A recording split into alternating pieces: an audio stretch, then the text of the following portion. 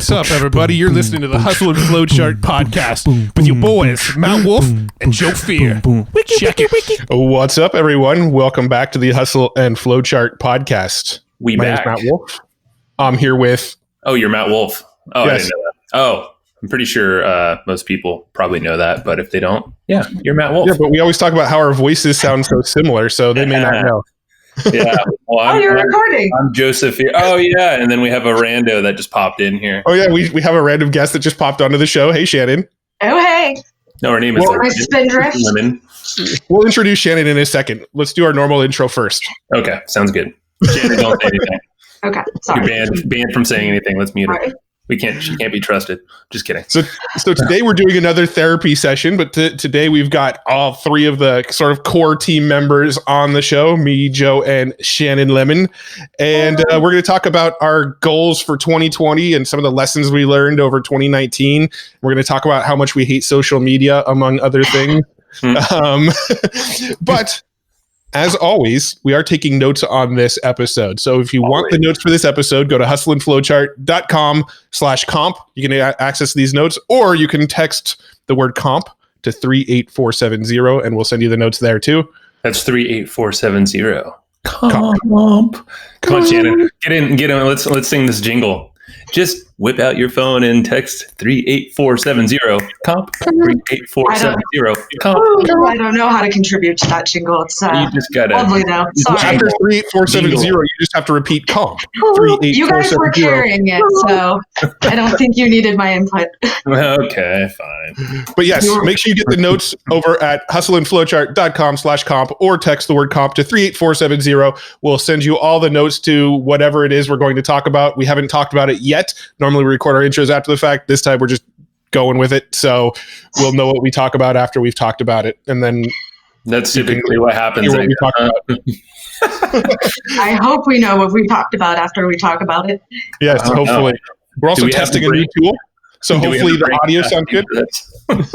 I don't know. We're also doing this virtually for the first time. So this is interesting, where Matt and I are not in the same place, and Shannon's here as well. She's in Colorado. So yeah, we do a video, so it feels like we're in this tiny little room. I don't know, maybe that's just because we're in a tiny little virtual room. A little virtual room here. and we're using a tool called Squadcast, so we're experimenting with a new tool for the first time. Hopefully the audio quality is as good as normal. If not, then we probably won't use Squadcast anymore. But for this episode, we're testing it out. Hey, Jordan Harbinger told us to get on Squadcast. We're doing it all wrong. So yes. We're like, you know what? We're just going to blame him if this all doesn't work. Jordan Harbinger, who is one of the advisors on Squadcast, recommended heavily that we use Squadcast. The first 3 minutes are going well. Have you heard our podcast? We don't get it. We don't talk about shit for like the first 7 minutes. That sounds like our meetings. Yeah.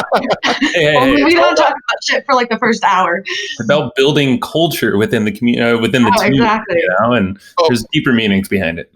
By the way, Happy New Year's, everybody. Happy New Year's. Happy New Year. Feels great in this new roaring 20s. We're in the 20s. We're in the roaring 20s again. Yeah. 2020. Yeah. This episode is actually going live on December 31st. So it is New Year's Eve. You are most likely listening to this on New Year's Eve, because that's what people do on New Year's Eve, is sit around and listen to podcasts. You don't have any people? Come on. My glass of champagne. Oh, okay. Hey, that sounds like a good time, actually. A little podcast, a little champs. Champagne. What kind of glitter at midnight? Yeah. Okay, so I'm so nerdy that I probably would listen to podcasts on New Year's Eve. I would probably drink wine, listen to podcasts, and do a jigsaw puzzle. That sounds fun, actually. That is like an ideal Friday night for me. Isn't that kind of sad / nerdy? We knew that Shannon's already 80 years old, but Matt, I guess, is already there as well. I literally have a half-done puzzle in our dining room right now.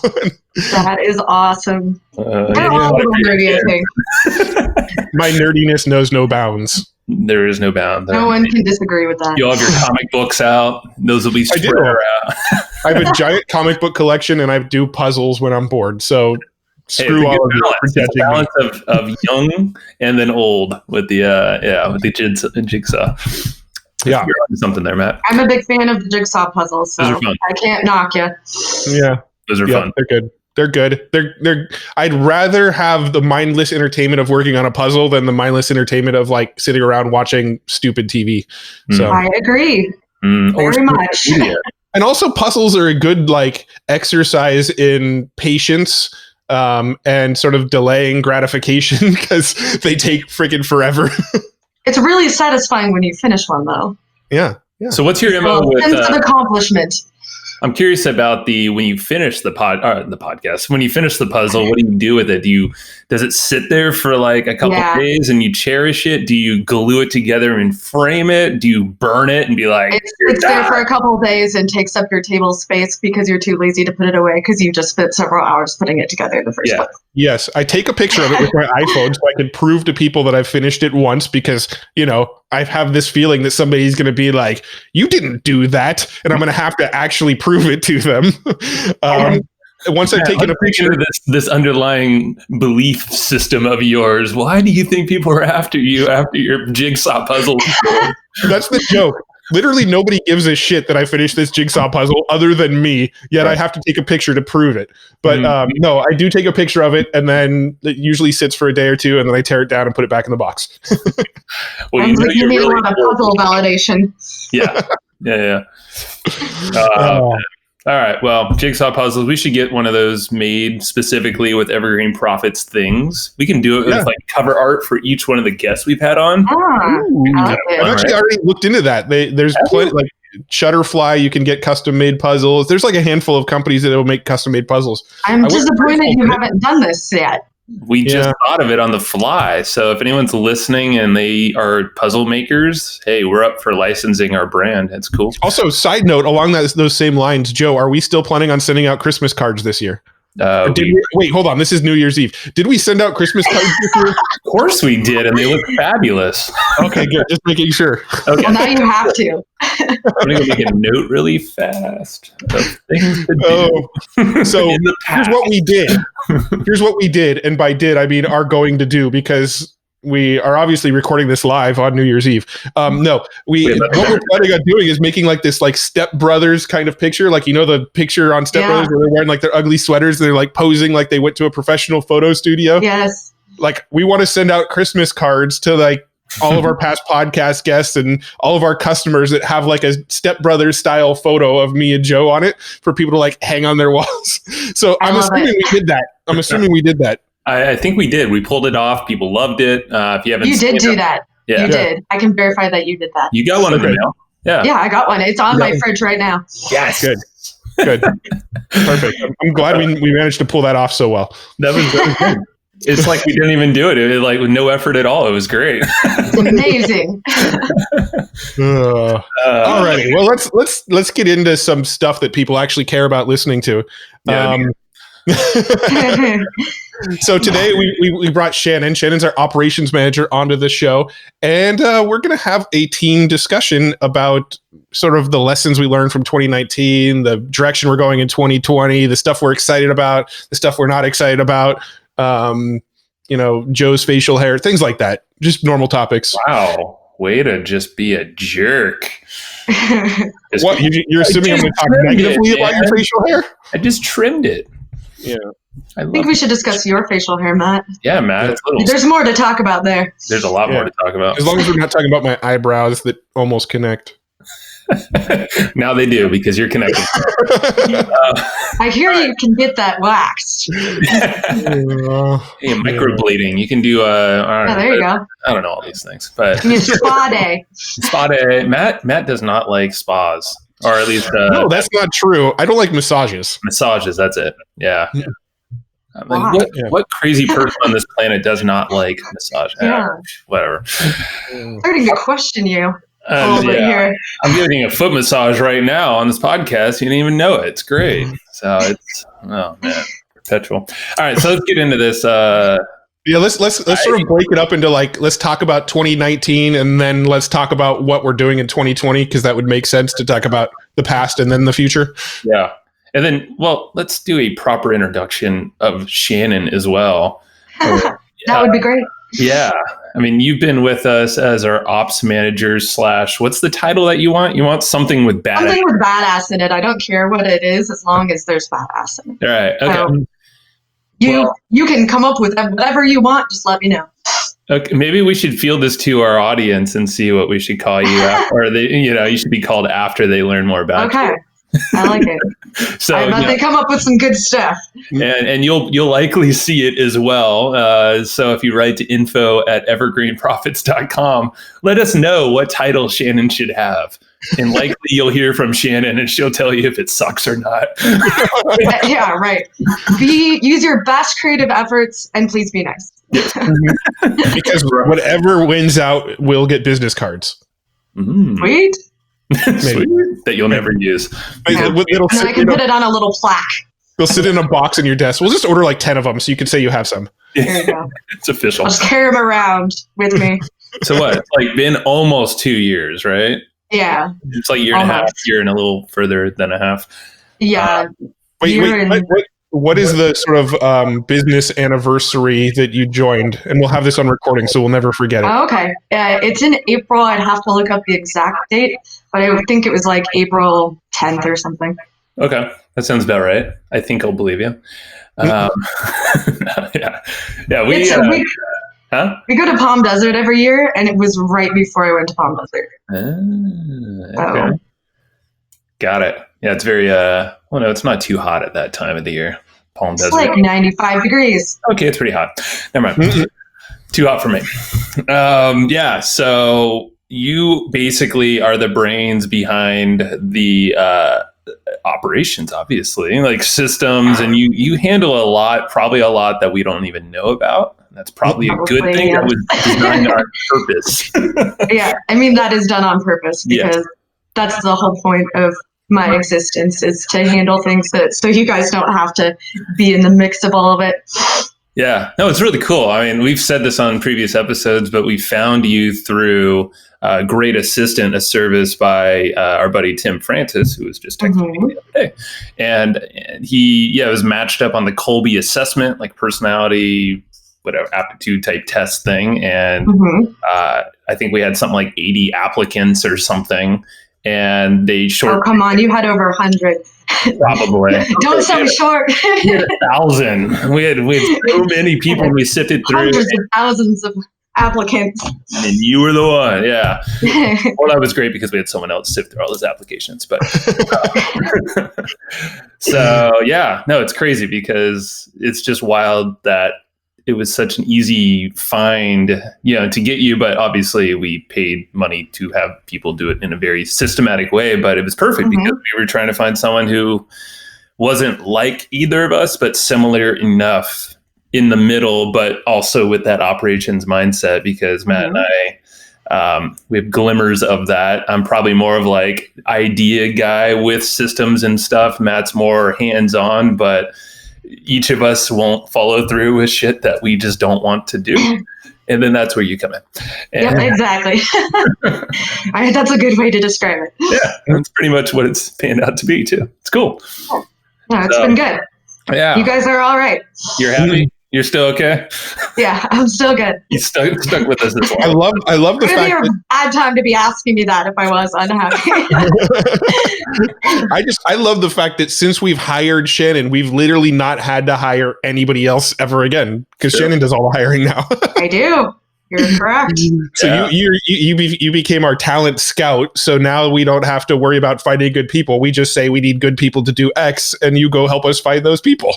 Talent scout. I like it. Yeah. Well, you got those skills. Well, you did that in the past for previous companies, but then what with like Gen M, so service that we've hired multiple people through, that like you probably dialed it in there because you had to sift through so many people, Yeah.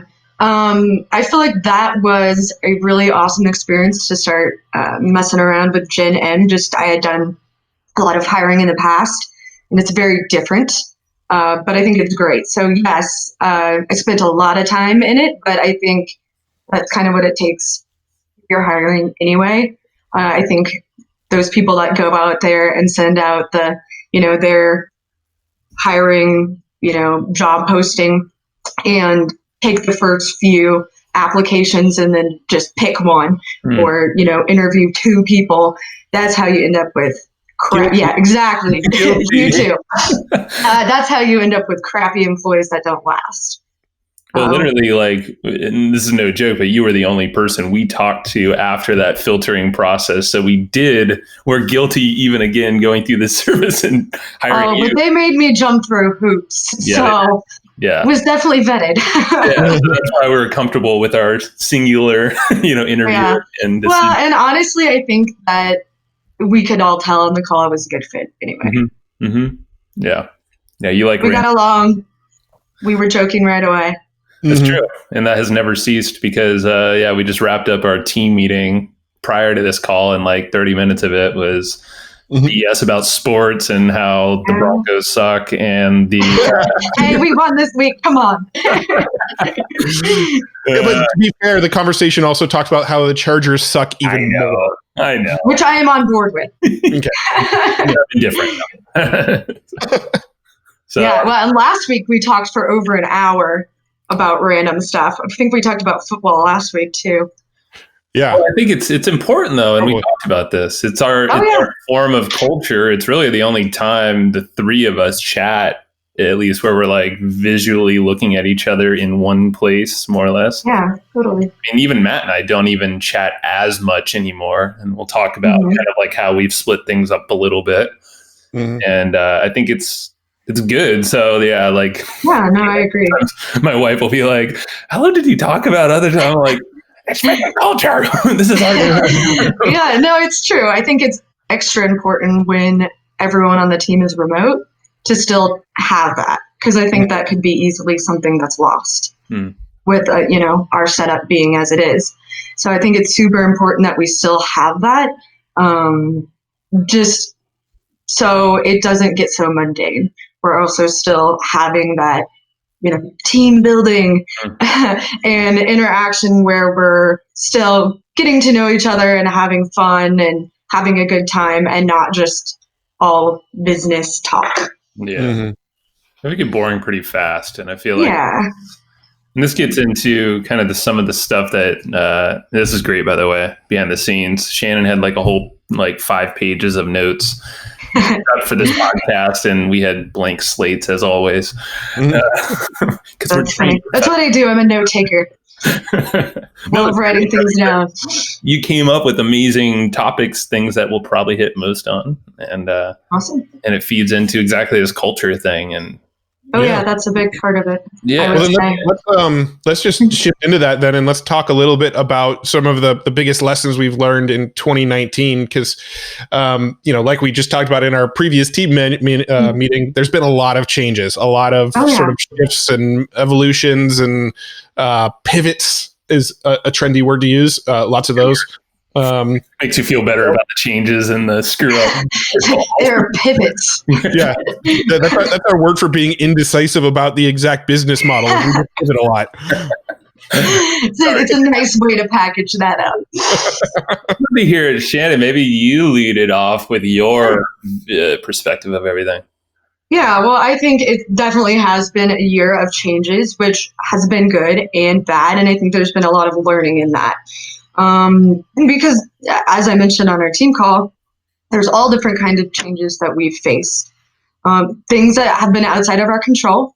Like earlier this year in April, I came back from vacation and we had 2 employees that we had to let go. And I don't have anything bad to say about those people. It just wasn't going to work out.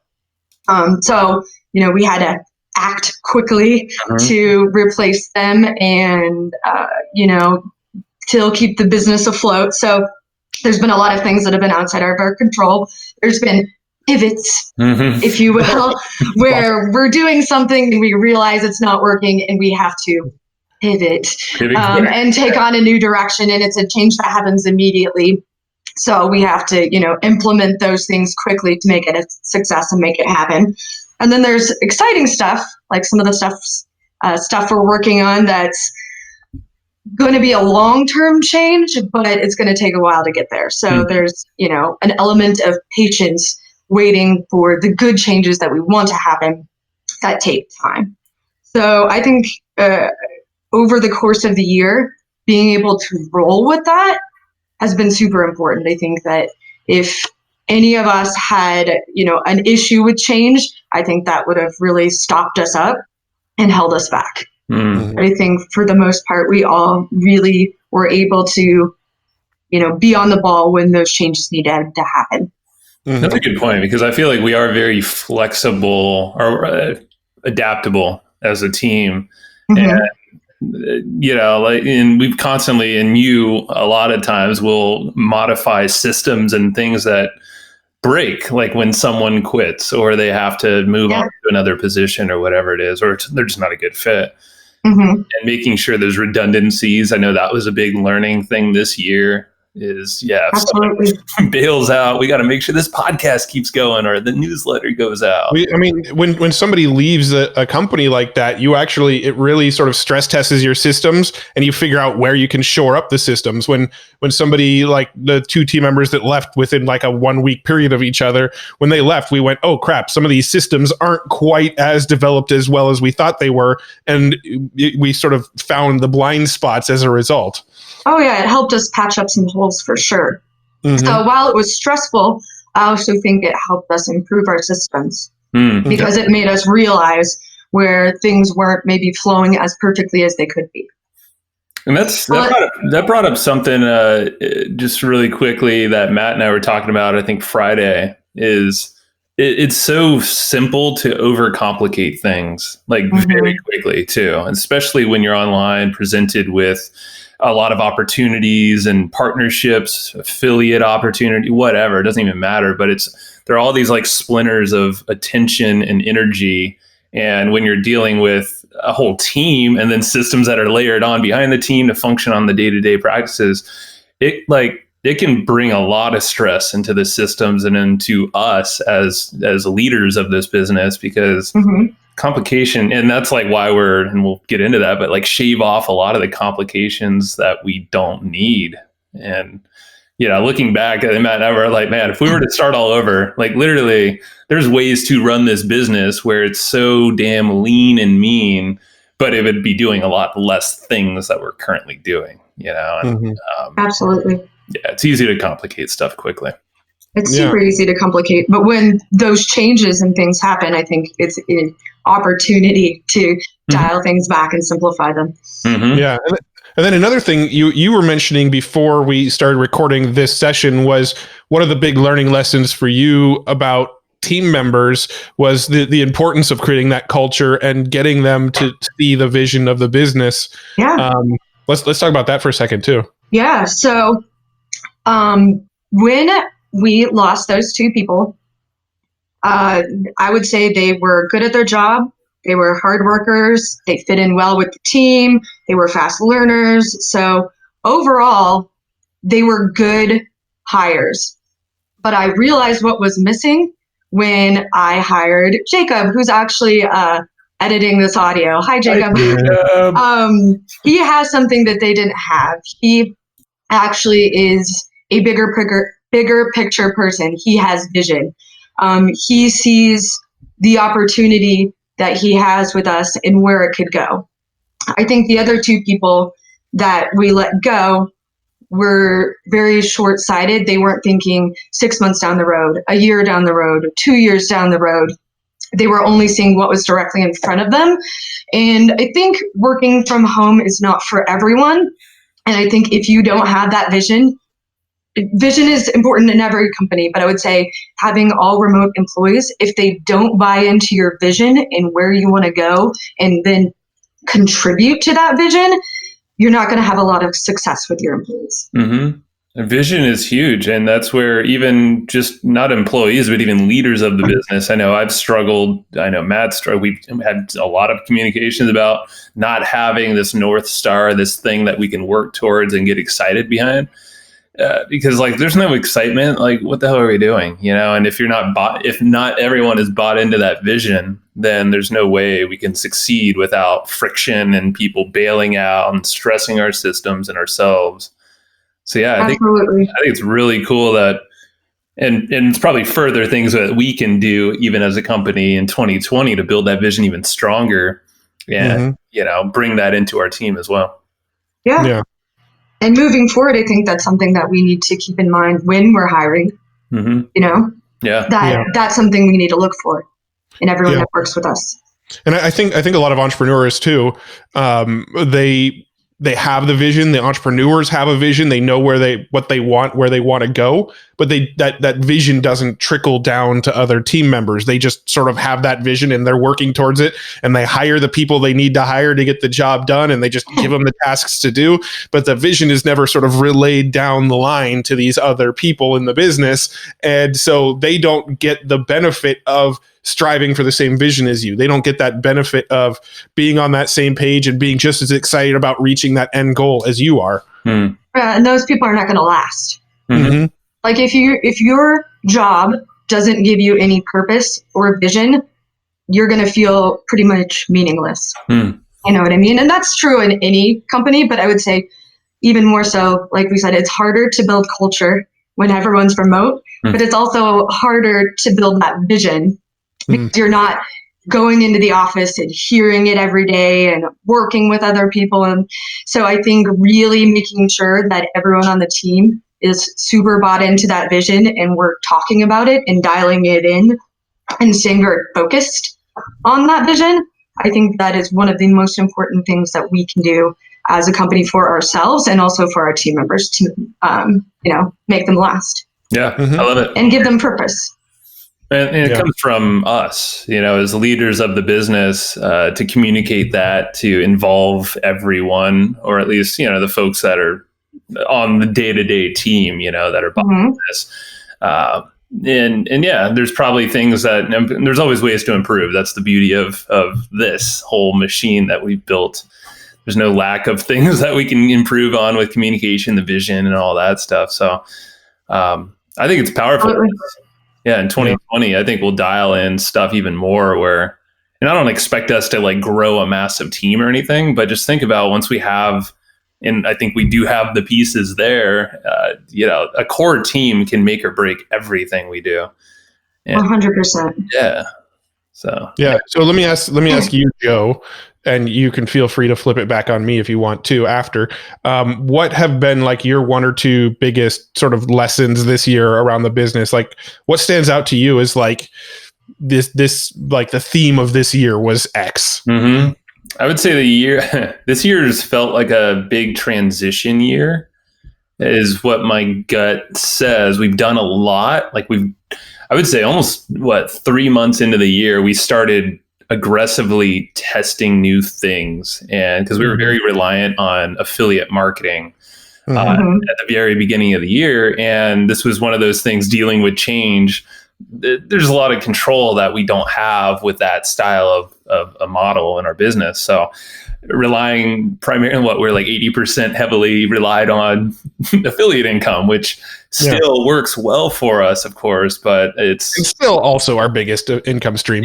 And that's cool. But we didn't have a lot of control with other things in the business, or we didn't prioritize that control. So I feel like since that point, we've been testing a lot, transitioning into different things. The podcasting, podcast marketers, we've kind of started to be known in more of that space and got notoriety. But the downside of that is it's brought on a lot of complexity in different ways, and not things that we probably have like start, stop. So it's a lot of energy has been spent or invested. I would say it's invested because it's we're essentially just throwing a bunch of shit at the wall, with some logic behind it or enough gut feeling like, okay, this might be the thing. Okay, let's tweak that and toss another thing at the wall.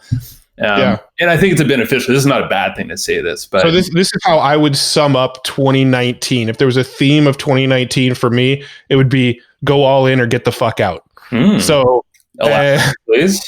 All right. So there's been two things in 2019 that, in 2017, 2018, this podcast has been going for 3 years now, right? And in the first couple years, we were doing this podcast, but we were also experimenting with everything, right? We were selling courses. We did some agency stuff. We wrote blueprint roadmaps for companies. We ran traffic for people. We did affiliate marketing. We just kind of threw a bunch of shit at the walls, and we were kind of half-ass in on like all of it, not all in on any of it.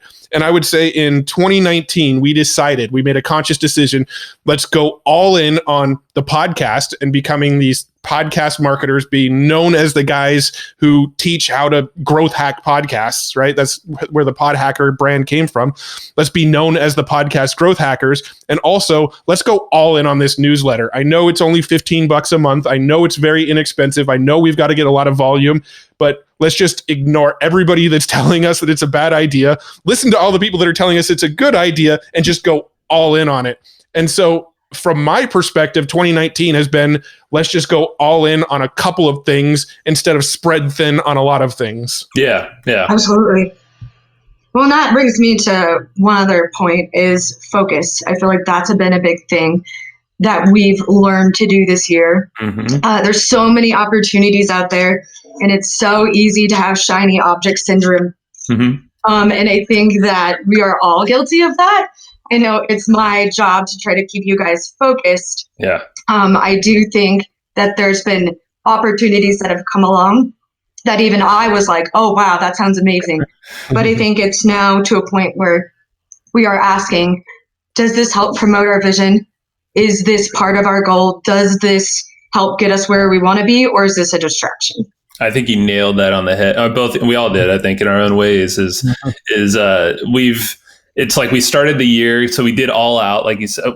We've committed to that all out vision, like you said, Matt. And I think we did that around 3 months into the year in 2019, when we noticed there were some there were some holes in the bucket, basically, and things that we couldn't really patch to easily ourselves. So committing to the podcast was, I think, step number one. And then the newsletter has always been attached to the podcast. And then, of course, affiliate marketing, all that stuff. But yeah, like getting pulled in different directions in doing this, like we've shaved off a lot, but it seems like with more focus and more attention, notoriety, people sharing our stuff around, more opportunities come. So yeah, we all have this shiny objects. I mean, everybody does on the planet, I feel like, but it's, like for us, it's different than what it is for you, most likely, Shannon. And your job is, and that was kind of one of the things where like, please keep us focused as best as possible from your perspective. Well, I mean, in full transparency, Joe and I aren't the best at holding each other accountable, right? Like we're too close. It's like, I mean, he's my sister husband, right? Like, what? Have you ever seen like Sister Wives or whatever it's called? Like, or heard of it at least? Like, and never mind. Maybe anyway, you have a bromance going on. Yeah, we're basically brothers. So like, we'll get on each other's cases about stuff, but it's almost more in like passive aggressive ways than like true holding each other accountable. So we needed that extra element in our business to, like as an accountability step of like, who's our mediator? When we're not agreeing on something, who's going to like mediate that discussion? When you guys fight like an old married couple. Yeah, it's true. Oh man, but it's all very short-lived. And it passes quickly. I think it always stems from a lack of clarity of where the hell we're going or who's doing what, and the vision. Yeah, and we've always, like Matt and I have always been really good at sharing the vision, like where more or less where we're going or like what we're working towards. But yeah, that's where the little tips will come up in freaking. And then you are the lucky person to see it all in the middle. It's fun. I would say that you and maybe Brad Costanzo are like the only two people that have seen like that side of us when we're like not seeing eye to eye on shit. One time, I'll call you out too. There was one time down at the Iron Pig, and this is a shout out because this is just in our contract with Dan Ryan, but Dan Ryan was there, and I think you and I were arguing about something. He's like, all right, ladies, that shit to bed. Let's move on. I'm like, drink my water. Too funny. The good thing is it's usually very like surface level minor shit, and it usually blows over within about 6 minutes. Yes, that's very. Well, and it usually leads to something productive. Yeah. Not always, but most of the time, it reaches a resolution that actually accomplishes something. Well, there was something that Ryan Dice said when we had him on the podcast. He said that if you're in partnership with somebody and you guys always agree on everything, then one of the partners is not an effective partner. That's true. Not the exact words, but something along those lines, right? Like if you have two partners and you always agree, then it's a pretty bad partnership because you should have some debates. You should have different points of views. You should be looking at things from a different perspective, or else why are you partners? Like, what are you both bringing to the table? He said one of the partners are obsolete. If there's, okay. I think that was like one of his exact words. I was like, yep, that makes sense. That makes a lot of sense. Yeah. And I listened to a podcast too of like Horowitz and Dreesen or whatever it is, the big venture capital firm. And one of the guys was saying that like the two partners on there, they argue constantly. Like if you're ever in the office with them, they just like butt heads all the time. But the fact that they butt heads, they always end up coming to some sort of like shared conclusion on what investments to make and where to take the business. And it always works. It always works out. So I don't necessarily see the fact that we don't always see eye to eye. We do debate things and we do have arguments and we do sometimes get passive aggressive with each other. Passive aggressiveness we could probably phase out. But the fact that we don't always see eye to eye on things is not a negative. Yeah. Go ahead, Shannon. Well, you both have such different perspectives on everything. So I think that when you guys do have those moments, they're productive.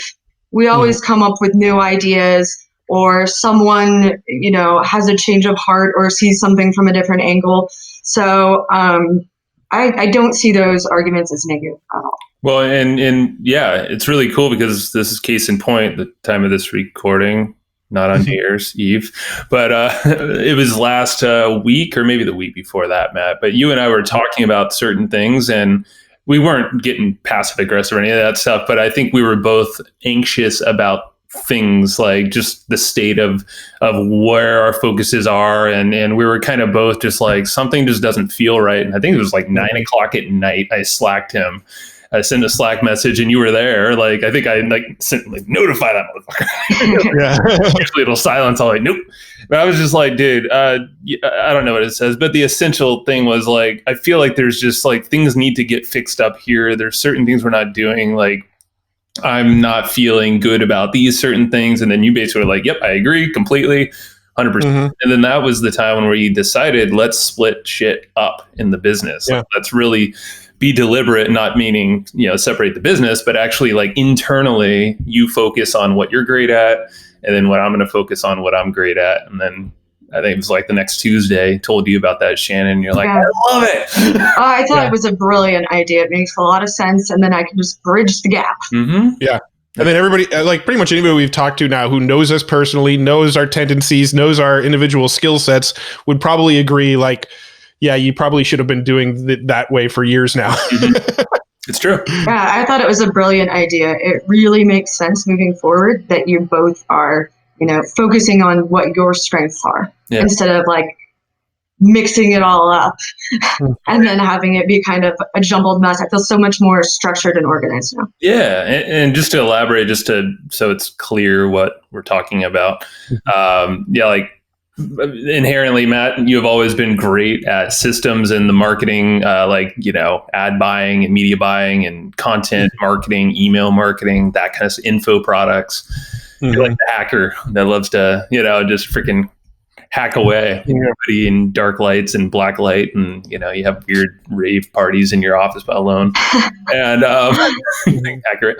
And then I'm over here, not raving, but I've been doing more of like the people stuff. So hopping on calls, high ticket sales, agency type stuff.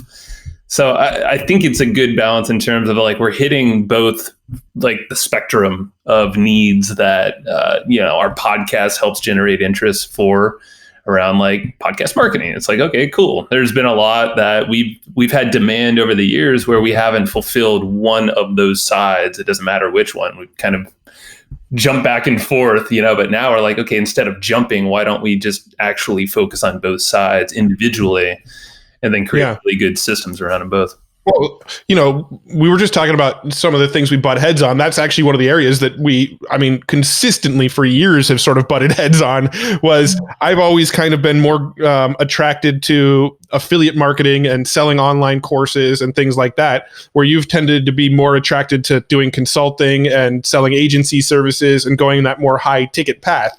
And there's really nothing wrong with either path. One is sort of like a lower touch, higher volume, lower price point. The other is a higher touch, higher price, lower volume. But at the end of the day, you could kind of get the same end result financially. And since we both kind of had the sort of sweet spot that we like to focus on, I was constantly pushing, let's do more of this stuff, let's do more of this stuff, let's do more of this stuff, while you were constantly pushing, no, this is the path, we should be doing more of this stuff. Mm-hmm. And so the conclusion we essentially came to is, let's do it all. I'll focus on the stuff I like doing, you focus on the stuff you like doing, and now we have a combined business that kind of sort of scratches both of our itches. Yeah. Well, and that comes back to vision. Now that you've got it split up like that, it's really easy for Joe to go all in on the vision for that side of the business. And it's really easy for you, Matt, to go all in on the vision for your side of the business. And you're both bought into the vision for both sides, but now you are more focused on each side that you're strong in. So I think that brings us back to focus and vision, and it's really going to help us make that vision a reality.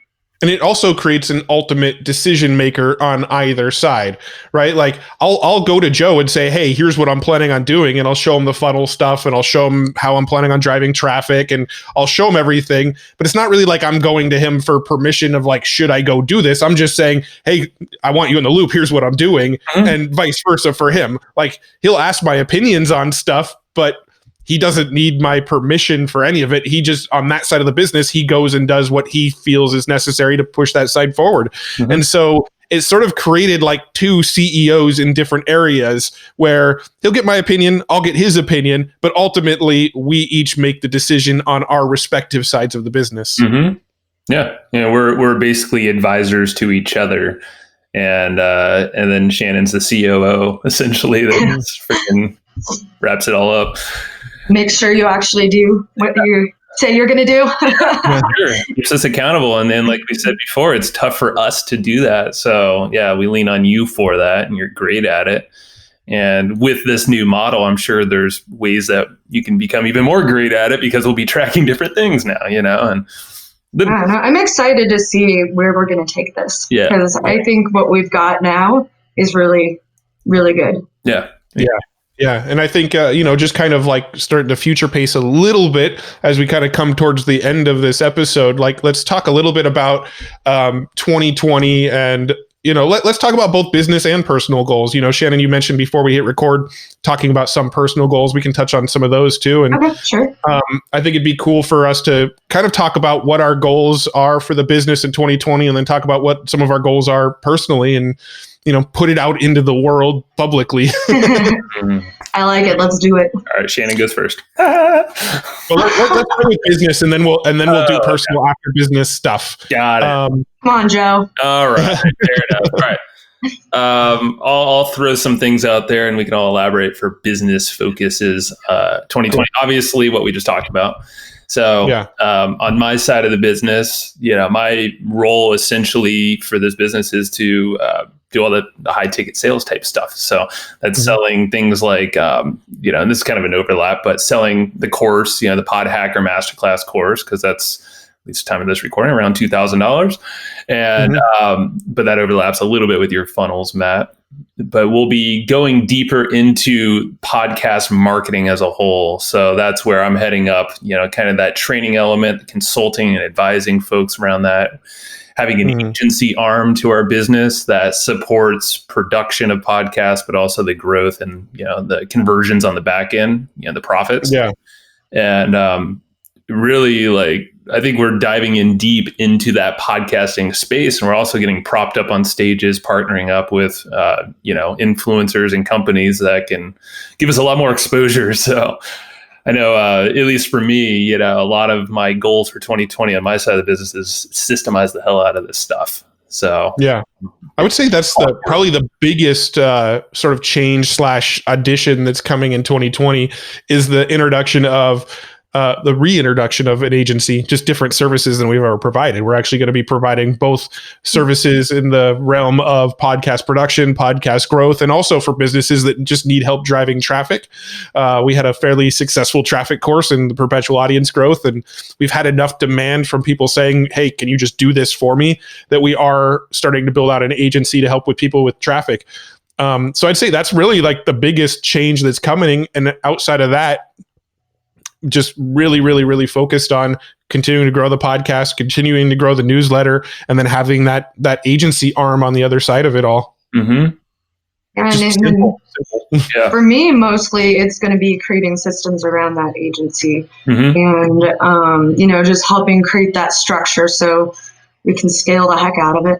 Yeah. And and the beautiful thing, our vision isn't like, we don't need to scale too crazy on any of this stuff. We only need 13 clients. We've done the math. We need 13 clients. Yeah. And like and of course there is opportunity for more later, but like, let's dial this thing in a smart way, everything we're doing. But like for agencies specifically, we've done it before, been there, done that. This is the reason I'm comfortable with it. Like, that's what I've always done, but I never did it like a big scaled out thing. But the beauty is that we don't have to do that. So, with delegation and or at least the way that we split out our roles and our team and everybody to support us, it's going to be exciting. I feel like, because we got everything. Some other really cool stuff that's happening in 2020. We're going to be speaking at Traffic and Conversion Summit. That's exciting. Mm-hmm. We're speaking at PodFest in Orlando. Possibly speaking at a couple other podcasting related events next year. Still waiting for confirmation on like podcast movement and stuff, but definitely speaking at PodFest, definitely speaking at Traffic and Conversion. We're putting out a course with Wolfe, at least one course, possibly 2 courses next year with Wolfe. What else do we have going on? We have the Orlando, and at the time that this gets released, it might be sold out. So, but a mastermind, kind of a mastermindy type thing paired up with PodFest in Orlando in early March. So that's going to be 20 people in the room with us talking podcast stuff. Maybe we'll do another one of those in later in the year. Don't know yet. Don't have plans for that yet. I think it's highly likely that we'll be speaking at like War Room again and possibly creating a course with Digital Marketer around podcasting. So lots of cool stuff coming out next year. But really the focus is let's help some people run it for them, and let's get more people checking out this newsletter. And we're making the newsletter more and more of a no-brainer too, because it's $15 a month. You get the newsletter, you get all the backlogs, but now we're also adding all sorts of like bonus trading from all of our guests, and just like it's insane for what you get for $15. But this isn't meant to be a sales pitch episode, so I won't pitch it any more than that. But if you go to hustleandflowchart.com/comp, you can get a free companion and see what we're talking about. You can little appetizers of what this thing actually is. Free. Yeah. Let's talk about personal goals, and let's go to Shannon first, because I know she's already got some notes. But what are some of the things you've got personally planned for 2020? Yeah, so this is something I've already started kind of working on, but want to continue to focus on next year is being more present. I feel like that's something that's hard in this day and age with social media and our cell phones. I'll go to dinner with my husband, and the couple next to us will be on their cell phones the entire dinner. So I feel like social media has created a lot of disconnect where we're not being present with the people that we're with.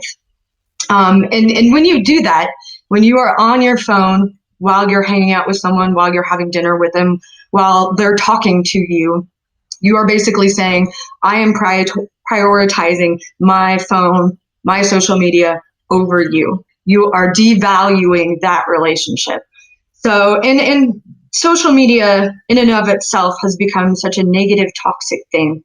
I actually recently deleted social media from my phone just because I feel like you kind of can't help but fall down the rabbit hole of being on it for wrong reasons.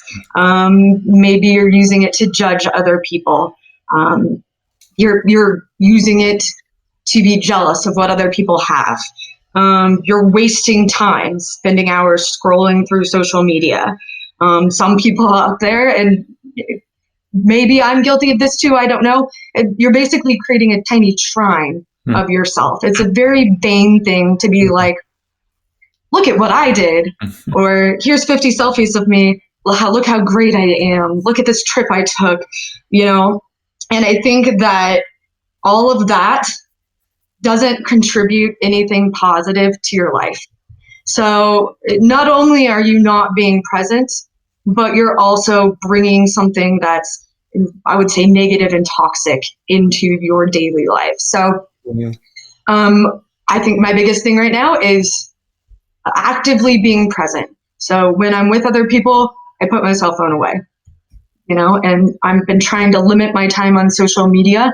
And like I've told you guys before, I don't think there's anything inherently wrong with posting, like, here's a beautiful, building in Italy. Like, there's nothing wrong with that. But I think you have to kind of check your motivation and behind being on social media and posting something. Have you had like because you told us about the story, I think it was, you said your friend in Italy that read a comment. Oh, that's on social media, dick. What were we talking about? I wasn't paying attention. Just like, yeah, so it's actually my sister-in-law.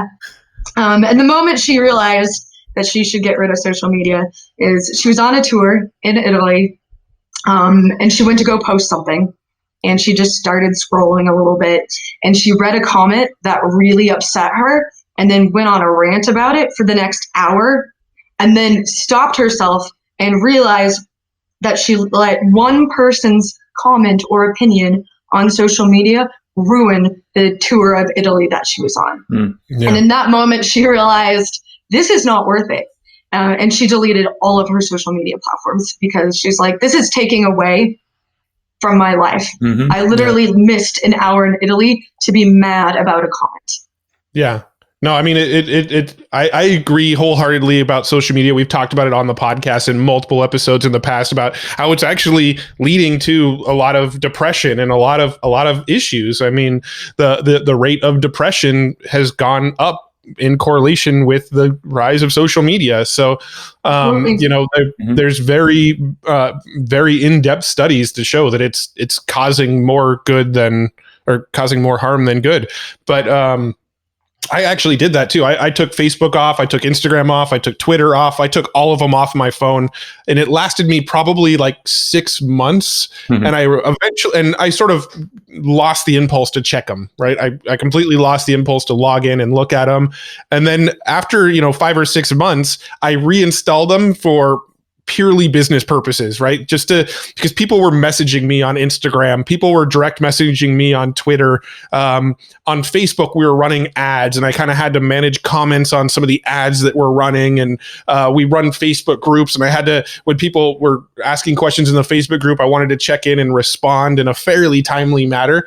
And to this day, I never got back the impulse to check social media. Anybody who follows me on social media, I'm sorry, I'm very selfish. I don't post pictures of me or my family or what I'm doing. I literally just ask for things. I go and say, hey, here's a new podcast, go listen to it. Or I say, hey, I need a book on copywriting. What do you recommend? Right? Like, I just ask for shit on social media. That's all I use it for. And then also I watch my notifications from time to time to see if there's anything I need to comment on. But just getting rid of it for like 6 months, you lose the impulse to check in. And then once you've lost that impulse to check in, it's really hard to get back on the social media train, at least in my experience. So I do have the apps on my phone. I just don't ever really use them that much. Oh, and I turned off all the notifications. I still have on my phone, but I don't get any of the like push notifications that pop up constantly. Yeah, well, and to touch on what you said about depression, like it's so easy to be affected by what you see on social media because it's very carefully curated content. You're seeing a perfectly painted picture of someone's life. You're not seeing, I mean, sometimes people post things to be more real, I suppose, but you're still not seeing the day-to-day struggles that people have.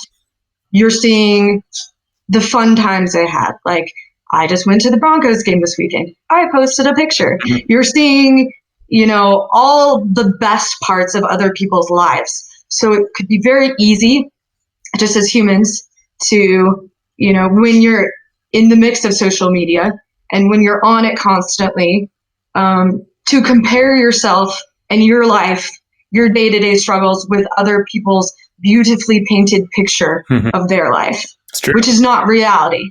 Yeah, I like the fact that, because I did the whole thing, delete social media apps. There was like some training. Oh, it was Perry Marshall's training, I think, originally was getting us in that mindset, Matt and I. And just like you, Matt, I trained myself out of the impulse of checking those apps. And I ended up, even though I did actually delete Facebook again last night, but I might actually bring it back. but I don't have that impulse anymore. And I've actually found timely, like things are great, notifying or responding to people. But I noticed with myself that I'll actually spend less time even thinking about my thoughts or responding to people on social media if I use my phone. Actually, same goes with email. I can almost like just kind of crank through things a little faster and more efficiently. But it's because I've helped train my mind to not go into the scroll mode after I clear out all my notifications. So I just get in there, like you said, clear notifications and respond to people in Messenger. Messenger, I'm still not that good at because I've trained myself so well at getting away from Facebook. I'm like, damn it. When people are messaging me on Messenger, I literally go in there and like, what you should do, Joe, is create a text expander response. Text expander is an awesome tool that we all use. Create a text expander response that says, "Hey, I suck at checking in on Facebook Messenger. Email me at Joe at whatever." Right, and just like go in there, create like a short code where you type in 3 letters, it populates the thing, and just anytime somebody messages you, hit the text expander message and have them email you instead. It's a good idea. Yeah, it's great, and everybody else can take that advice as well. That's the thing. Social media, and I'll be the devil's advocate a little bit. It's like it's an amazing way to connect with almost anyone out there. It's an amazing way to grow our business, and for me to obviously stay like with my dad passing, I've been able to connect with so many people that I've never known, or my family that I haven't chatted with for years. But at the same time, and Matt and I post a lot of vulnerable shit on social media, and I think really, at least for me, training myself out of the normal usage of social media, which is kind of like what you described there, Shannon, posting all the good stuff, all these doctored images of you that aren't really real, but rather like do a balance. Like for me, I don't even like really think of or care who's listening or reading. I just like, yep, here's some thoughts. This is spinning around my head. I think it'll help others, maybe. And, it's not a chest pumping exercise, but it becomes more of like, I don't know, just a general communication tool I've been able to leverage a little better after training myself out of the usage of it. Yeah. Yeah. Well, it all comes down to how you're using it. If you're using it to connect with other people, or, you want to post pictures because, your grandma wants to see them, which my grandma has actually asked me to post pictures of things before. That's one thing. But I think it becomes a problem when it's an addiction. Totally. When you spend so much time on it, and it actually, the things that you see and the things that you post actually affect you and your mood and your happiness and, how you're living your life. When it becomes something that actually changes your life or your daily, habits, that's when it becomes, a toxic problem and an addiction, in my opinion. Yeah. I mean, I do agree that there are some positives from it. I mean, the social media basically made the concept of a high school reunion obsolete. Who goes to high school reunions anymore? Everybody from high school you still are in contact with because you see them online whenever you get on Facebook. So like, I do think there are some positives. Like, I do think it helps keeps people more connected than they once were. I do believe there is like, the more connected the world can be, the better. Right. So I do think it's helped bring it's made distances shorter. It's made the world smaller because, we have partners that we work with constantly in New Zealand that we talk to on almost a daily basis. Like, that wouldn't have been possible 20 years ago. Mm-hmm. You know, I mean, or it would have been very, very expensive and a pain in the ass to do. So I do think that there is a lot of positives, but I couldn't agree more. It's like it's the way you use it that matters. If you're just on there mindlessly scrolling, it can be very, very negative very fast. It can really sort of affect your emotional state, and that's where I think it causes problems. Yeah. Well, it all comes back to being present. So yeah, there's positives as far as connecting you with others, and it makes things possible that haven't been possible in the past. But I think it's important to make sure that the connections that you're making online are not affecting your connections with the people that you are, in person with, that you're present with, that you have a relationship with, that you see every day. As long as the connections you're making online are not affecting your actual present connections, I think then it's a non-issue, Totally. Yeah, that's how you use it. I love it. Joe. Yes. Joey. Personal goals for 2020. Nailed it. Oh yeah. Did you have any more that you wanted to share there? Oh yeah, no, that's it. I said all of the things that I wanted to say. All of the things. Cool. For me, personal, it seems like, with new baby in the house, she's definitely the big priority here, big why. And it comes, I've noticed that I succeed most when I'm consistent with things and when I'm more disciplined about my actions and kind of pre-plan things, schedule things out, not so rigid, but enough where I'm consistent with the things that I want to get done, business and life. So coming up with a good disciplined, just a consistent manner about how I carry myself through life and work and play, all that stuff, is making sure I'm consistent with what I truly want, what aligns with my values. So I can, be the best entrepreneur and leader for our business, but also the best husband and the best dad, and instill good values into all the people that I'm chatting with and I'm present with. So with that, I've just noticed that consistency is the biggest thing that I'm striving for. I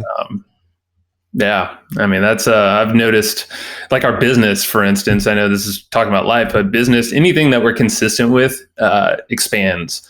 And that's with everything. It's like the more we put focus on whatever it is that we're doing or not wanting, even if you don't want something, you're definitely going to expand that with more focus on there.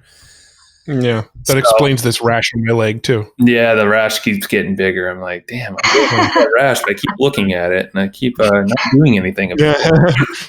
Yeah, so really outlining what I'm doing is like Craig Ballantyne, who's on our podcast. I've been really reading a lot of his material and just other folks like that who are disciplined. Mark Acosta Rubio was on here, getting things done with David Allen was a good primer as well for this for me. And really coming up with a system that works for me is probably the biggest thing, and not like omni-focus and being like very rigid about stuff has a place for it for me, but also something that fits my personality. We actually had Justin Goff on the show, and I don't know if you read this email, Matt, but he sent like how he plans out his week, and it super resonated with me, where essentially it was like the big rocks of what you want to accomplish that week, some extra things. You have a personal life, and then I think you have people to follow up with, and then there might have been one more thing, but essentially it's just like, here's a quick snapshot of the priorities, and that keeps me consistent. Plan that on Sundays. Similar to the whole getting things done thing. So I think that's really going to be me going into 2020. Clarity, planning helps. Yeah. No, I mean, that for me, that's, the OmniFocus is what does that for me, is keeps that shit sort of in line for me. Same concept. I have a tool that works, that I've just gotten in the habit, and it works for me now. But I mean, for me, there's a couple skills that I really, really, really want to improve on in 2020. For me, I really want to become like the best possible copywriter I can. I'm studying copy and sales persuasion. And so one of my big goals for 2020 is just to like really, really hammer that in, and get really good at coming up with like angles that get people excited to buy things. I feel like we've got the traffic sort of nailed. We kind of understand how to drive traffic. We know how to create good products that people love. The one piece that's sort of been a little bit of a bottleneck in our business is just having really great sales messages that get people excited to buy. And so I really, really plan on going deep down that rabbit hole and just becoming really, really good at it. Because when you think about it, if you have that skill of copywriting and sales and persuasion and just you can convert anybody, then like what else do you need? You're going to be able to drive traffic because you're going to be able to write good ad copy for your ads. You're going to be able to sell products. You don't even need to make products. You can promote affiliate products. That's like the one skill that I feel like if you have that super dialed in, you can kind of write your own ticket. So it's something I've studied for 10 plus years now, but I really want to kind of go deep down that rabbit hole this year. One of the things I've started doing too is I've started putting 3 main tasks on my task list for the day. So every single day I've got like in OmniFocus, I got like 8 or 9 things I want to accomplish every day. Right. But like 4 of them will take 3 minutes each, right? They're just kind of like routine things. Like I need to go check into our Facebook group to see if there's any new questions. On a daily basis, there might be 2 or 3 things I need to respond to. It takes me 5 minutes. Check into our forum in our members area. If nobody's posting any questions, it takes me 30 seconds. If there's 1 or 2 questions, it takes me 5 or 10 minutes to respond. So like a lot of my tasks are just real quick things, but then I have 3 rocks every day. Like one of them has to be an income generating activity. So for me, an income generating activity is mailing our list, right? When we mail our list, we make money because there's always offers in our emails. Creating a new Facebook ad, building a new funnel landing page, creating a new split test variation. To me, those are all money things that when I do them, it generates new income into the business. So I want at least one task every day that's going to generate new income into the business no matter what. And so there's going to be one of those rocks on my list every single day. Other than that, I have two big things that I want to accomplish every day, usually around like, optimizing a landing page or, I don't know. I don't have any great examples, but I have 3 main things that if I get just these 3 things done and nothing else on my list gets done that day, I consider today a success. So if these 3 rocks are done by noon and my wife wants to go get lunch, I'm good. I'm out. I finished my 3 big rocks for today.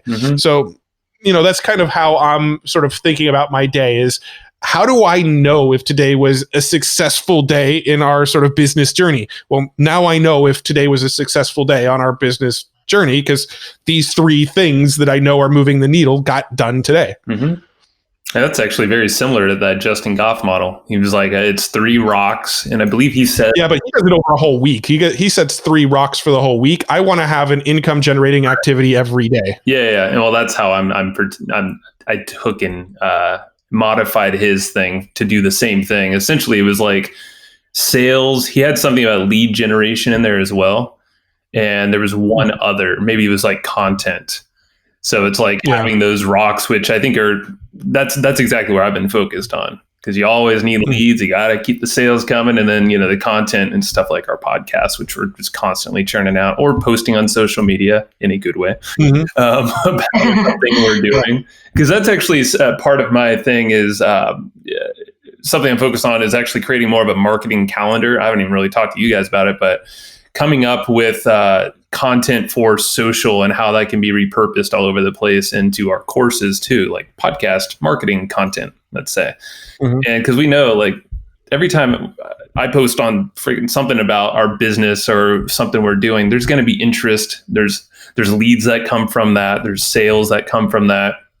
And it just seems pretty, like, a lot of folks, I don't think that, like, a lot of marketers are really putting it out there, what they do or what their offers are.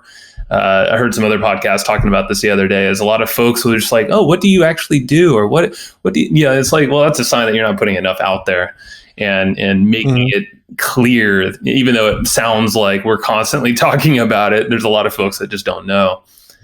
So what I'm doing is coming up with more of a calendar and thinking in advance and less reactionary is what I've noticed. I've tended to operate in more in the past, not in 2020.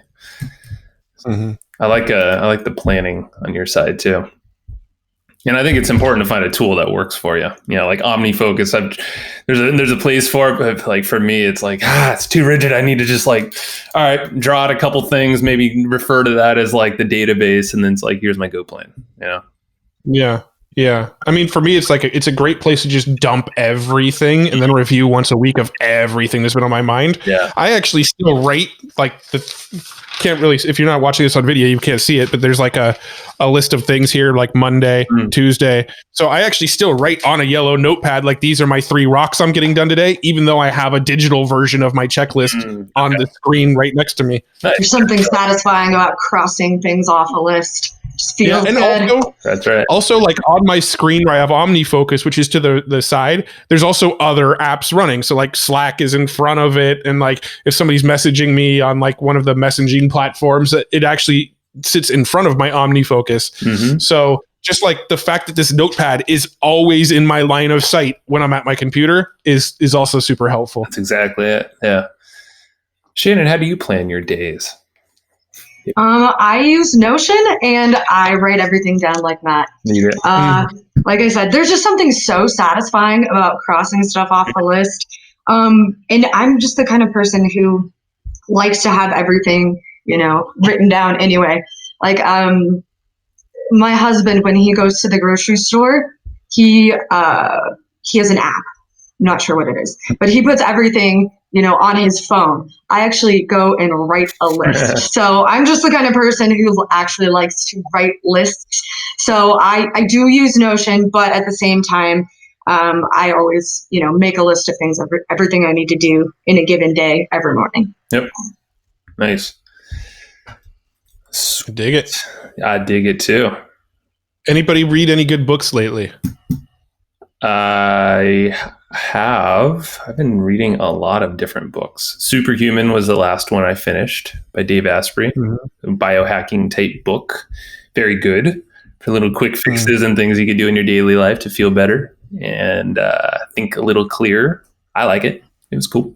Gets a little heady with all the big words that are said though. So maybe just skip around or read a summary, if you don't want to dredge through all the science. It's a good one. How about you, Shannon? You have books behind you. October and November have been kind of weird just because we were out of the country and then coming back. So I have read good books, but they're not business related. It's been more for leisure. So Twilight? No. Harry Potter. No, I actually read it. Oh, wow. So a little different. Yeah. Stephen King. But yeah, so no, but that's something that I need to get back into. So maybe that's another goal for 2020 is to get back into the habit of reading more regularly. 50 Shades of Grey. No, thank you. Yeah, man. Pass on all of that. This isn't actually the most recent book I've read, but it's been the most impactful of recently. Is a book called The 16-Word Sales Letter by Evaldo Albuquerque, I think is his name. But it's a very short book about copywriting. It's about 85 pages long. I think I read it in like 2 sittings of like an hour and a half each. So it's a pretty quick read. And it's probably the simplest sort of copywriting formula strategy I've read. It takes a lot of elements that anybody who studied copy has read before, but simplifies them down to a point where like you just kind of get it. It just kind of clicks. And so that book has been really, really impactful. Outside of that, I don't really read business books either. I will read mindset books. I will read biohacking books. I do read sort of like relationship advice books and like books on like self-improvement, I guess. I read a lot of, but I don't really read a lot around business. What I've learned is that when I take business advice from like books and a lot of other people, they tend to not work out. And the stuff that does work out is sort of the ideas that we sort of come up with ourselves. Like if we're all sitting around masterminding going, what if we did this? What if we made a newsletter? We charge only $15 and we got volume and then we got a lot of people and then we got sponsors to actually not only sponsor the newsletter, but sponsor the podcast. And like nobody else is doing that shit. It's just stuff that we came up with in the process of masterminding some ideas. That's the stuff that always works the best. When I go and read a business book and they're like, structure it like this and then do this and then implement this, I always find out it's like it never seems to be super applicable to our business. So I just kind of stopped reading business books for the most part because plus there's contradicting information. You can read one business book that'll tell you, work 4 hours a week. If you're doing more than that, you're working too hard. And then you can go read a different book by like Grant Cardone, who says if you're not working 80-hour weeks, then you're a pussy and you're not doing it right. Right. So like you can read 2 different business books on the same day and get completely contradicting advice. So that is true. You got a lot. Business books, in my opinion, are not super helpful. I think getting the mindset straight is the biggest possible thing you can do, because that's going to trickle out into the business. And that's actually one of my bigger things going into 2020 as well, is squashing any like limiting beliefs that I personally have about, we all have certain limiting beliefs that are holding us back, but also holding the company back. I'm holding you back. And you're doing the same in different ways if that shows up in business, and I think that's super important. So yeah, the self-improvement stuff, same. I use a little app called Scribe, and I absolutely freaking love it instead of like Audible and stuff. So I'll devour a lot of audiobooks, and it always recommends other ones. Like Psycho-Cybernetics was another one I read recently that you recommended to me, Matt. And that's an old book, but holy crap, is that like, you're just completely creating visions for yourself, and you could squash any like limiting factors that you might have. So I think it's the more you work on yourself and improve yourself and grow just as a person, the more you're going to have to contribute to the business as a whole. Yeah. And I think the biggest strides that have come in our business have come from working on ourselves more so than working on a new business philosophy, right? Like or strategy or new model. Yeah. Yeah. So another resource I want to share, because you mentioned Scribed, right? I use an app called Pocket, which it's a Chrome extension. And when you find a blog post that you really like, you can actually save it to Pocket, right? And it's kind of like an Evernote where it saves it across your devices. You can read it on your iPad, your Kindle, your iPhone, whatever later, but it'll actually save that blog post, and it'll actually save it for like offline readings. If you're on a plane or something and you don't have internet, you can actually read the blog post you've saved. But they actually recently added a new feature where it just reads the blog post for you. You press one button, you put on your headphones, and it'll actually read the blog post to you. And you can actually speed up the reading of it. So I listen to podcasts at like 2x speed anyway. So now I find blog posts that I really like, I save them to Pocket. And then when I have some downtime, I'll put on some headphones, I'll put on like 1.5 speed, because it's not real voice. It's like a computer generated voice. So 1.5 speed's about the sweet spot. And I'll listen to a blog post that would take me 20 minutes to read in 15 minutes. And it's been a nice little time saver for when you find blog posts and you just want to have somebody read the blog post to you. I like that. It's a good one. Yeah, Pocket's legit. And the fact that I'm about to hop on a plane, I think I'm going to have to save a lot of articles and have some reading or listening while I'm on there. There you go. Good reminder. Good timing. Yeah, Matt. Sweet. Anything? You mean back when you hopped on a plane 3 weeks ago? Yeah. That's really, right. You've already that was a really good app returned. that you used. The whole past, present, future. We're time travelers, Joe. Time travelers. We're really good at it. So what did you think of that app while you were on the plane, Joe? I loved it, man. I read so much and learned so much. You mean you listened to so much? Yes, both. I can read along. Both. Actually, there you go. Cool. I'm on a plane. I'll digest even more. So there you go. Podcasts. I was jamming through those. I listened to 20 on the way there. It was crazy. Wow, it's a good thing that Matt shared this tool with you before your trip. Oh my god! It's what, a 5.5 hour flight, something like that? Yeah, and I listened to 20 podcasts. Figure out how that is impressive. How fast I had 4x speed, probably 10x, man. Very impressive. Yeah, nice. All righty. Anything else? Well, cool. I think we covered everything we want to cover. Yep. Yeah. You know what people should do after listening to this episode? Get them notes. They should go to hustleandflowchart.com/comp and get these notes, or text the word comp to 38470. It's actually been really cool to see all the people that are texting in. Like, I didn't know if people were actually going to text in or not. This was kind of an experiment, but I logged into Call Loop, the tool we use that sort of collects all the phone numbers and sends you all the details after you opt in and stuff. I've been watching that, and like every day there's a handful of new people texting, and I'm like, this is really cool. So you should get on that text list. Maybe we'll text you sometime with Joe will send you some like shirtless pics of like his workouts and stuff. Oh wow! No one wants that. No one wants to see that. You are discouraging people from. Yeah, I'll text you 38470 if you want to see Joe's shirtless body. Or just I'll send them to Matt because he seems to love them for some reason. He's mentioned that bromance. It's all comp bromance. 38470. Comp 38470. 38470. Shannon. 38470. Comp. There it is. All right. Yeah. Thank you. Do that. And how about this? As a special bonus, if you opt in today, we won't send you pictures of Joe's shirt. So bonus fast People action. People are running to their phones. Yeah. I love if you wait till later, no telling what's going to happen. You might be surprised. That's terrifying. Supposed to thank you or not. Say what you really I have feel. nightmares. As long as people join the list, whatever it takes. See, I'm getting better at my copy, right? Yeah. Hey, I'm bonusing in not sending you pictures of Joe shirtless. Interesting bonus, not bonus. I think will work. Yeah. So. It's an interesting non-bonus. Yeah. We take the tactic of trying non-bonuses over bonuses sometimes. I think it works though. Well, we'll have details after this. Give it. I think the masses will be motivated. Yes.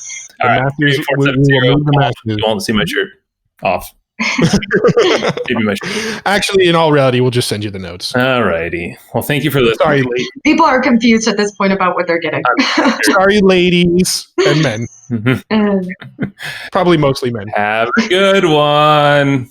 Hey, thanks so much for tuning into that episode. I hope you loved it as much as we loved recording it. Now, before we wrap this up completely, I want to give a quick shout out to our supporters of the show. These are some companies that have really helped us and have supported the show, and we just like to give a big thank you to them, and they also are offering some cool free gifts for you as the listener. So number one supporter, Podcast Magazine, the preeminent publication covering podcasts, podcast culture, and the podcasts that fans love. It's launching in January of 2020. Prior to launch, you could grab a free lifetime subscription over at podcastmagazine.com. That is a free subscription, a free lifetime subscription to Podcast Magazine, where they are talking about everything podcasting, podcast culture, the podcasters you love, behind the scenes of podcasts. They're ranking and reviewing podcasts. And guess what? Joe and I are actually going to be regular contributors to Podcast Magazine. So if you want to hear more of our insights around podcasting and the shows that we're listening to and some insider tips about what's going on behind the scenes of our show, we're actually going to be one of the featured experts inside Podcast Magazine. So if you love podcasts, if you're a podcaster, or if you just want to stay on top of what's going on in the growing medium, subscribe now because you can get a free lifetime subscription until it launches. So make sure you do this early. So once again, go to podcastmagazine.com. Free subscription to this magazine. Go do it. Get on that now. Another supporter that we really, really want to thank is Easy Webinar. Now, this is the webinar platform that we tend to use when we run webinars. If you go to easywebinar.com/hustle, you can actually try Easy Webinar for free right now. And what I love about Easy Webinar personally is that it's got both the live options, so you can just go live with a webinar like you would normally, but it's also got automated webinars where you can make a webinar feel like it's live, but it's happening on a recurring basis. Then they have what's called, hybrid webinars where portions of it are live, but then it goes to a pre-recorded, and they do encore webinars. I mean, they've got pretty much every feature you can ever want from a webinar. Now, you probably know that webinars convert better than any other marketing tool, but if you thought you know webinars, Easy Webinar is going to surprise you. So with live, automated, all these different functions of webinars, you're going to be using the best onboarding customer platform. You're going to be able to create automated courses. You're going to run automated sales funnels. So much cool stuff that you can do with Easy Webinar. It is our preferred choice of platform for webinars. So make sure you check out Easy Webinar. You can get it for free right now. Get a trial of it over at easywebinar.com/hustle. And check out our episode with Casey Zeman, the founder of Easy Webinar, where we dive into a lot more cool stuff that you can do with webinars. So check it out again, easywebinar.com/hustle. To get a free trial, go to podcastmagazine.com to get a free lifetime subscription. Both amazing products, both products that we use, we're subscribed to, and we support. And can't thank them enough for also supporting our show. So go check those out. We appreciate you, and thanks for tuning in to Hustle and Flowchart. Thanks, everybody, for listening to this episode of the Hustle and Flowchart podcast. Before taking the time to listen, we want to give you something a little bit special. Every single episode that we do, we actually have somebody on our team take notes. We basically have a Cliff's Notes version of every episode where you can go and find all of the tips and tactics that they laid out, all of the resources that they laid out, all the good stuff from this episode.